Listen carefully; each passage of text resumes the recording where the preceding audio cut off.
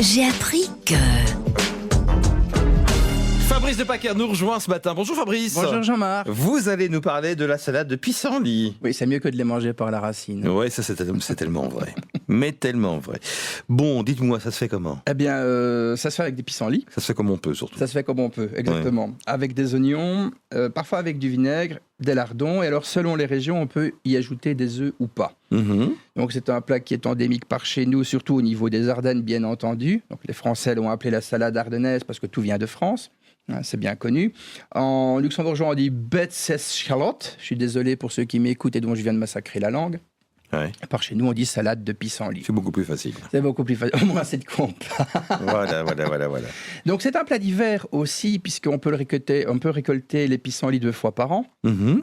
Donc, on peut prendre les feuilles et en y ajoutant un peu de vinaigre, un peu de lardon, puis on récupère le jus de cuisson. Ah, on ne prend que les petites... Ah oui, il ne faut pas prendre la tige parce que c'est pas bon. Oui, les racines rendent malades, par contre. D'accord. Elles peuvent servir de purge pour la vessie, c'est pour ça qu'on dit pissenlit. Oui, parce qu'effectivement, depuis le 16e, on sait que c'est diurétique. Et par chez nous, on appelait ça chienlit. La chienlit. Ouais, du côté de la Gaume, ça. C'est ça, pour une raison que vous comprenez tous et que je n'ai pas à citer. Non, ne citez surtout pas. Des gens qui sont en train de prendre le petit déjeuner à cette heure-ci, je vous rappelle, Fabrice. Je ne fais que parler d'une salade. Mais vous ne faites que. Ne faites que surtout. Et on y ajoute, alors selon les régions, que ce soit la Gaume ou la Lorraine, cela varie. En Gaume, c'est plus une sauce froide ou tiède à base de la graisse des lardons à laquelle on a ajouté un petit peu de farine et un bouillon de bœuf. Qu'on met sur les très léger.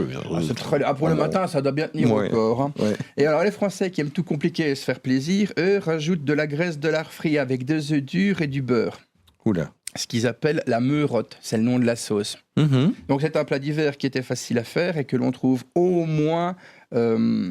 dans nos cuisines à partir du Moyen-Âge, mais vous saurez que ça apporte de la vitamine C, de la vitamine A, de la vitamine B. C'est extrêmement nourrissant. Ça c'est important, donc pourquoi pas en refaire, parce que c'est vrai que ça se perd un petit peu. J'ai pas l'impression qu'on en fait beaucoup. Non, de moins en moins. Même les têtes, en fait, la tête jaune, il faut bien les laver, parce que vous saurez qu'à l'époque, on ne les récoltait pas dans les pâtures où paissaient les vaches, parce que les vaches, à un certain moment, laissent tomber des choses qui apportaient des parasites. Mais vous pouvez faire de la confiture avec les têtes. Ok. Voilà pour tous ces bons conseils nutrition ce matin. Qui l'eût cru un jour qu'on allait parler nutrition avec vous, Fabrice. Et à bientôt. À bientôt, Jean-Marc. Au revoir.